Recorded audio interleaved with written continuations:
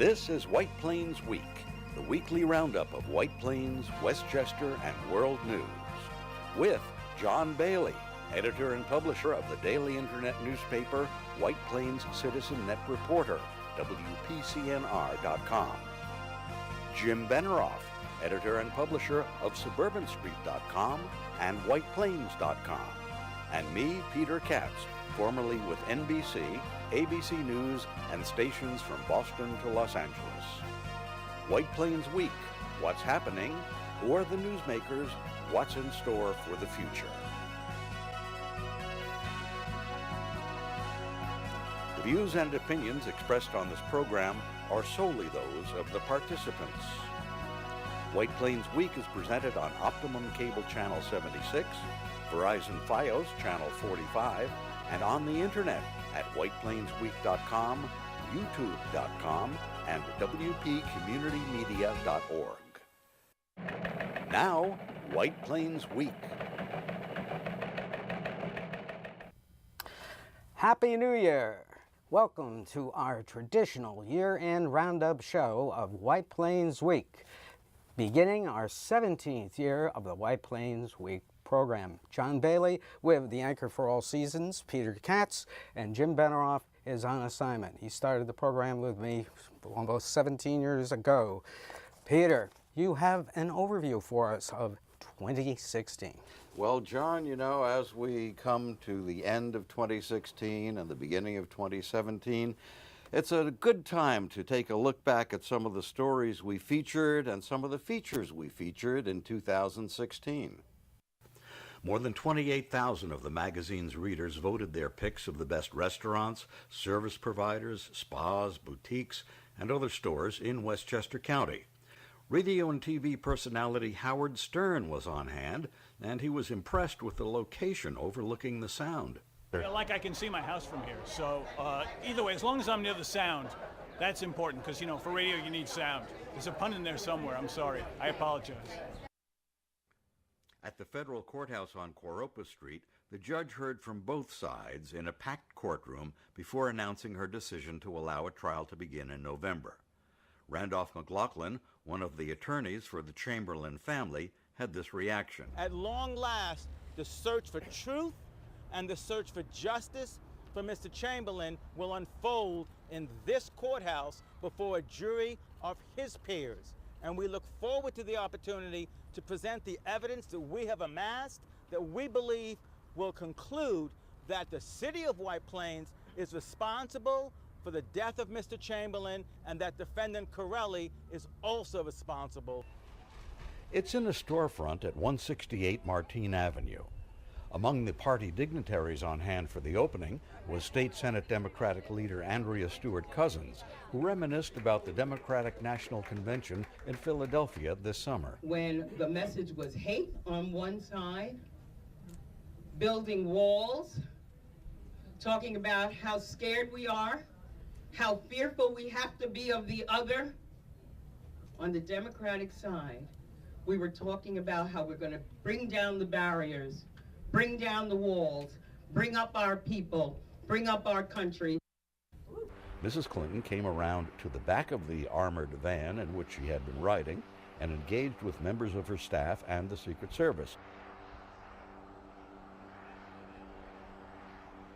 Then it was up the air stairs to board the plane, pausing briefly when a reporter shouted a question to her. Did she think there would be a third debate? The answer, yes. Unlike times when Air Force One has been at Westchester, other air traffic is not stopped or delayed for Mrs. Clinton's airplane. Normal airport operations continue when she's on the airport. After taxiing for departure on runway 34, the campaign plane had to wait its turn behind a couple of business jets. Although members of the public were not allowed to speak on the FASNY issue during the regular televised council meeting because there was no formal public hearing, plenty was said during the Citizens to be Heard session held before the real council meeting started. One last word I'd like to underscore: shame. Shame on you, Mr. Roach, for presiding over the most scurrilous process in recent memory, in my entire memory of being a resident Nightliner my whole life. Shame on you and the council members, Kirkpatrick, Martin, and Smeda, for turning your back on the citizens and taxpayers in the south end of the city. My only consolation is that 4 of you will face the voters in 14 months. The reflecting pool would be equipped with fountains which could be programmed to put on water shows with LED lighting for nighttime displays. In addition to a professional rink for ice hockey, there would be 2 smaller areas connected by ice lanes to be used for recreational public skating. Total cost of the project and other improvements at the Kensico Dam Plaza is likely to reach $25 million. Janet's career has never been about Janet. It has always been about the public she served. And that, my friends, is the key to Janet's success. Hall Avenue and Valley Road is where the new workers are assigned. They're at Baldwin Farm. Oh, did I mention that they're goats? Yes, goats. Instead of assigning members of the DPW staff to clear the overgrown former farm so low-intensity agriculture could be brought back, the city hired a herd of 29 goats. The park is just off Fisher Avenue at Bank Street. Mayor Roach was on hand just to be sure everyone was having a good time. The pool was opened up so our canine friends could take a dip and play around before the water is drained out for the winter. All licensed dogs with owners age 16 and up were welcome to attend. Organized by the Westpac Foundation, the White Plains Greenberg NAACP, the New York Civil Liberties Union, religious leaders, and other activist organizations, the event was to protest President-elect Trump's radical proposals, such as keeping Muslims out of the U.S. and creating a Muslim registry of those already here, rounding up and deporting millions of immigrants, and forcing local police departments to do the work of immigration and naturalization officers. There's a monument in the park to the 6 White Plains residents who died at the World Trade Center. Stefania Mignon, Deputy Commissioner of the White Plains Public Works Department, was among the speakers. I had traveled the world when I was in high school and in college and felt some sort of security always with me. That feeling was shattered that day. Tim Ryan, Deputy Chief of the White Plains Fire Department, recalled how he and others volunteered in the wake of the Twin Towers collapse. If you go to a picnic and take a big sheet cake and a mountain of ants come and attack it, and they take a little piece at a time, that's what it was like for us to move the debris pile at ground zero. The area in front of the Public Safety Building at 77 Lexington Avenue in White Plains was blocked off for the night out event. Although the atmosphere is festive and an opportunity for residents and members of police, fire, ambulance services, and others to get to better know one another, this year's night out took place against a more serious background. The shootings of police in Baton Rouge and Dallas, allegations of police brutality in several other cities, and even divisions in American society being exploited in the presidential campaign. Well, it was exciting. There was a bit of a circus atmosphere. Don King was there, and there was a lot of activity. Mark Cuban up in the front, and it was exciting, and well worth the trip. They call it Winterfest, and it started December 10th and runs through Sunday, December 18th. It's open from 11 a.m. to 7 p.m. with free admission and features arts and crafts for sale, breads and cakes to eat or take home, hot cider if you've got a chill, jewelry, holiday decorations, clothing and leather goods, hats, and even Christmas trees. And of course, no matter how you cut it, John, the things people will remember about 2016 have got to include the election of Donald Trump as President of the United States and the people we lost during the year. Some of them, Janet Reno, David Bowie, Frank Sinatra Jr., Antonin Scalia from the Supreme Court, Prince, Muhammad Ali, Gwen Ifill, Debbie Reynolds, Carrie Fisher, John Glenn. But here in White Plains and here in Westchester, a lot happened. And John, you have that. Yes, in January, it began with the city launching its $1 million Parsons-Brinkerhoff survey to find out what citizens wanted to improve the area shown around the Metro North Railroad station. They held 3 meetings over the course of the year and got over 3,000 responses, and in December they told us the results. In mid-January, Judge Joan Lefkowitz issued a decision ordering the city to vote on the French-American School of New York proposal to build 7 buildings on the former Ridgeway Country Club. the council was ordered to vote. The White Plains schools received 3 plans devised by Jessica O'Donovan to provide instruction for English language learners who comprise more than 20% of any grade in the district. The superintendent of schools put off decision until January. That's just next month. We'll see what happens. English, the heaviest snowfall of the winter happened late in the month, 14 inches. In January. That's right. And that was the most snow we got all last winter in one setting. Playland kept cropping up during the year. Yeah.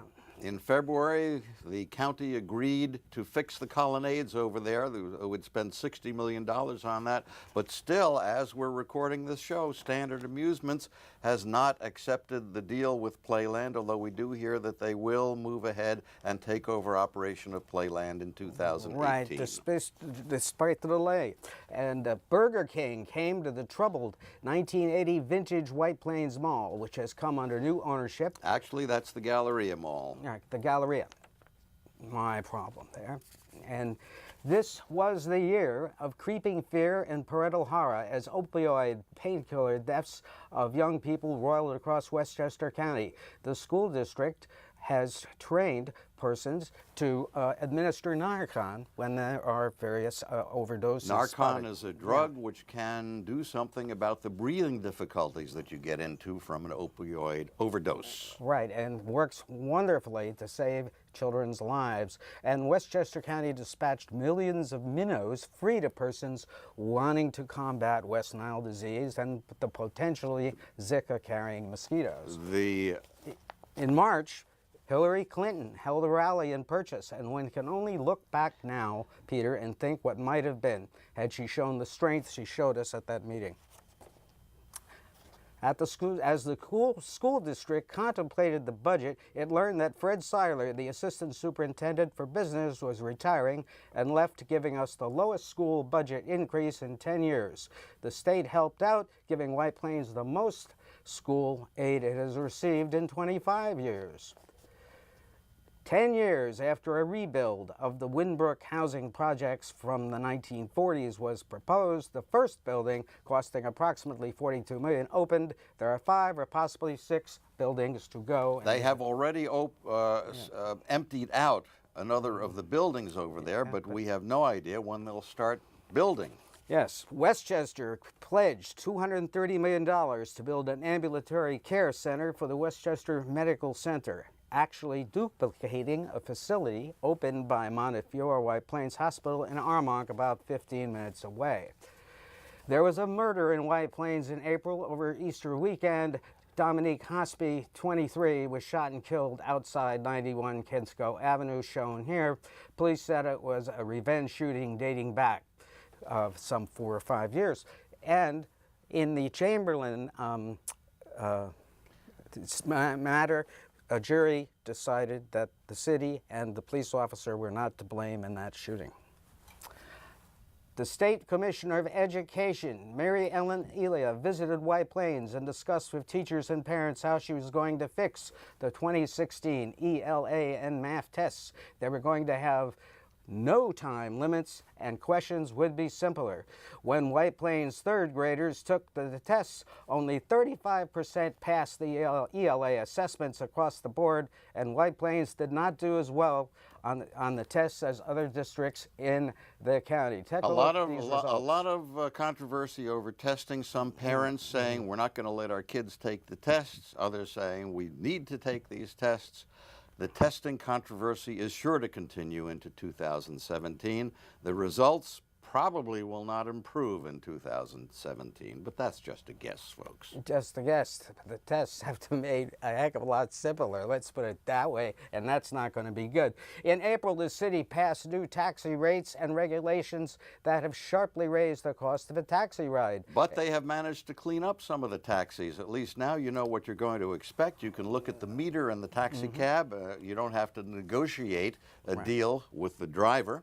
And the city has been taking a good deal of care at the train station to be sure that taxis are available, that they're loaded properly. The city actually hired some taxi starters down there to keep watch over things. Yes, and in April, the city requests for more time to get all materials together to show cause why a vote should be held on FASNY was granted, and they were given 50 days. But they were, as it turned out, putting together an appeal of Judge Lefkowitz's decision. The theme was FASNY stays in court during That's 2016. As we approach 2017, as we're recording this show, no sign that it's going to get out of court anytime soon. And no hearings scheduled. Playland had a very good summer, but not as good as last summer at the gate, and Standard Amusements wanted more time to consider whether to take the deal. In June, in a shocker for the school district, Dr. Paul Freed applied for medical leave due to his need for treatment of an undisclosed illness, and in December, he resigned effective January 17th, and we're now looking for a new superintendent. Well, an interim superintendent is holding the store. For a while, Timothy Connors made a return to White Plains to fill in for him. For 2 months. Right? And then Dr. Smith, who had been the superintendent in Tarrytown, came over. As we end the year, he still is sitting in for Dr. Freed. And the search is on for someone of a more permanent nature. What's interesting and what we remarked upon during the school year was that they don't seem to be searching from within. There seems to be a dearth of promotion from within over at the school district. And this is a really key year because we need a new superintendent for curriculum and instruction, and a new superintendent of the schools, and we have a big decision to make on the ELA requirements, the English language learners requirements, the state requires. And folks, if you used electricity during 2016, White Plains gave you a choice of where you could get it from, John. That's right. In June, sustainable Westchester rates went into effect. There they are down below, and if you went for the green option, it was 7.68 cents per kilowatt hour. You may or may not save something over what you were paying Con Edison, but the idea was for the city to bring together, to consolidate all of the customers it can in White Plains, both business and residential, present them to the supplier, Sustainable Westchester, which would become the supplier of electricity, and thereby negotiate better rates for all of us. And but our own comparisons showed that in many cases the straight old Con Edison rate saved you money. Yeah, and Mike Gordon, who we interviewed on People Be Heard, said that for the green rate to go down, we have to conserve energy because it's based on the highest rate of the day, and we made an all-time record in July. And so, speaking of green, people had a lot of green in their eyes as they eyed the property over on North Broadway. Good counsel. Absolutely, and that seems to be really pretty much accepted by the council. They changed the design a little bit, but that is going to probably be approved in the coming year. Now, some may think green because there's always a lot of money to be made in development in Westchester and certainly in White Plains. Others will think green because we're going to get them to preserve a lot of green space on that good council property. Absolutely. July rolled around and Governor Born to Lead Cuomo launched and has already begun a project to rebuild LaGuardia Airport. Not to be outdone, Westchester County Executive Rob Astorino is seeking to privatize Westchester County Airport. Well, there already is a private company that actually does the operation of it for the County of Westchester. What he did was to, in a no-bid situation, sell off the lease to another company, which promised to kick in $15 million in the first year to help the gap in the budget, which brought about by overestimating the sales tax. And more than $100 million over the course of the deal. The county legislature said, no way, we want some competitive bidding on this. And so now they have agreed to do some competitive bidding, and that situation is slightly up in the air as we end the year. The governor no pun intended about an airport situation being up in the air, of course. Right. Exactly. What is a year without a pun? And the new Tappan Zee Bridge was declared half done in July, and in December, with all support towers built and support girders for the deck, being strung, it is on target, Governor Cuomo declares, for completion sometime in 2018. And Cuomo staged a topping off ceremony when the towers reached the height that they had to reach so all the cables could be put in and so they can hang the roadway from the cables. However, there's no talk about any bus rapid transit relief anytime soon. You know, that was you still don't hear that, especially since the White Plains Transit District planning is going forward, but we still really don't have a handle on what bus rapid transit over the Tappan Zee is going to be all about. Remember, the 7-way feed westbound on the homeward commute and the 4 and the 3-way feed eastbound in the mornings from 287 east and westbound, of course, is still going to be there when that bridge opens. So you whisk across that bridge, and then you're going to hit a wall, my friends. In July, traffic, you mean, not a wall. Right. No, we're not building a wall at the Tappan Zee Bridge. No, the only wall that was talked about a lot during 2016 was building a wall between the U.S. and Mexico. We won't go there and repeat that, will we? Certainly not. Trump is still in transition. In July, the city appealed FASNY, delivering what lawyers who have analyzed the appeal was a very strong appeal, citing cases where existing zoning was upheld. However, with 7 weeks of filing the appeal by the city, FASNY came to the city and offered a settlement if the city would consider their new plan to move the entrance of FASNY back to Ridgeway. And that was astounding to many, because if you had such a strong appeal, and if FASNY felt they had such a strong case, why would they ask for a settlement? In essence, what they said was, let's redesign the project. We'll make it smaller, and we think that'll make the neighbors a little happier with us. And we can also confine this to one particular section of the land which we think is not environmentally sensitive, and therefore that will change what we need to do in the way of gathering council votes. No longer will we have to come up with a 5-2 supermajority vote, but rather this whole thing could be approved on a simple minority, 4-3 vote, and we already have the 4 votes. That was the strategy. That is where it stands now. We are just waiting for the Common Council to actually take an up or down vote on the FASNY project. Maybe that will happen early in 2017, but we kind of guess here on White Plains Week that if that does happen, no matter which way the vote comes out, it's going to end up in court. Right. Now, in November, the state senator George Latimer was reelected over Julie Killian, and State Senator Andrea Stewart Cousins was elected back to the state Senate unopposed, and David Buchwald, unopposed, was returned to the state assembly.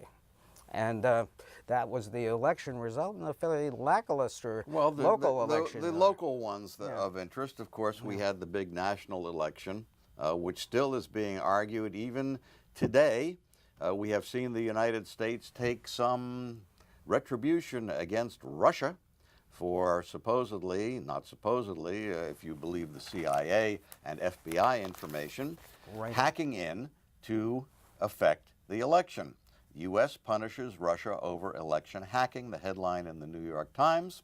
And just this morning, Vladimir Putin said that he will not retaliate against the U.S. actions, which included expelling 35 diplomats.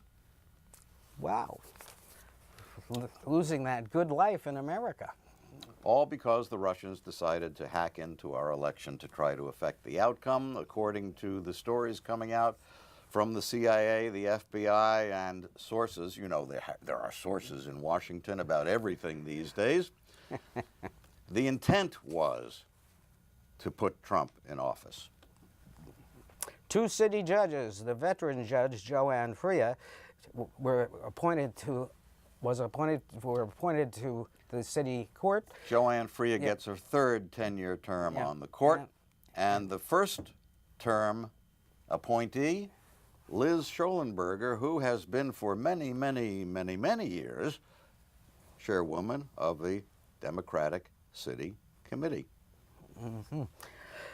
In December, the city introduced the result of its plans for the transit district. They call it a strategic plan based on the over 3,500 comments via letters, online survey questions, and 3 public meetings. They want to change zoning in the transit district area, allowing larger floor ratios by stepping back buildings and making them taller and adding green space, more bicycle lanes, and more street retail. The thrust of it was not what we had expected. We had expected there to be a concrete plan saying, here's what we're going to propose. Put this over here, you can put that over there, Right. and we're going to rebuild the train station so it looks like this. That's not what we heard. What we heard were concepts, subject to obviously more discussion, subject to more negotiation as developers come forward and say they want to build in White Plains at the train station. And what we saw was a concept that, by judicious planning, by judicious changing of zoning to allow more density in the area, this could become a major source of revenue for the city, perhaps generating as much as around $250 million in tax revenue, real estate tax revenue, just real estate tax revenue. $250 million to the city just from this one area of town.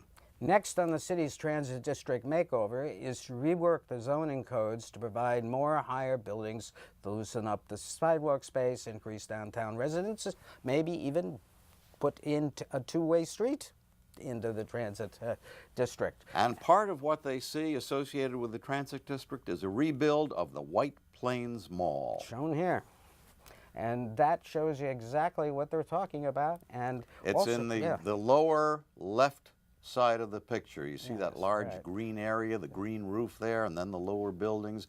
That's where the current White Plains Mall stands. Right, and you're looking east from the train station area. And you know, we should point out, just to put this in perspective, the White Plains Mall was really one of the first, the pioneering malls, certainly in this city and in the county. And frankly, many people think it is long overdue for an overhaul. If you go by just the current zoning, they could go a lot higher, even a lot higher than they show in that rendering. And another thing about the White Plains Mall, the new owners of the Galleria, are supposedly buying into this concept too, and they're going to be coming out with their plans. This is something that Mayor Roach has been pushing for. Let's do more with what they call the streetscape. Let's make the streets more pedestrian friendly. Let's put in more retail. Let's get rid of this long, obscure wall where the Galleria fronts on Main Street. Let's make it pedestrian friendly. Let's make it shopper friendly. Let's put in windows, doors. Let's have some interaction instead of just a wall along Main Street. So that's part of what happened here in the year 2016. And hey, look, if we missed any of your favorite stories from 2016, well, you can enjoy it in your own memory, folks. Right. John Bailey for Peter Katz and Jim Benneroff on assignment. Good night and Happy New Year from White Plains Week. Happy See you New next Year. year for year 17. This has been White Plains Week. News and commentary about White Plains, Westchester, and the world. The views and opinions expressed on this program were solely those of the participants.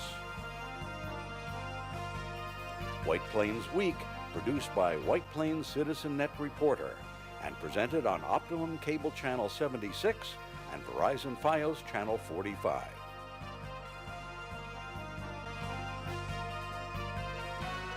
You may view White Plains Week anytime on the internet at whiteplainsweek.com, youtube.com, and wpcommunitymedia.org.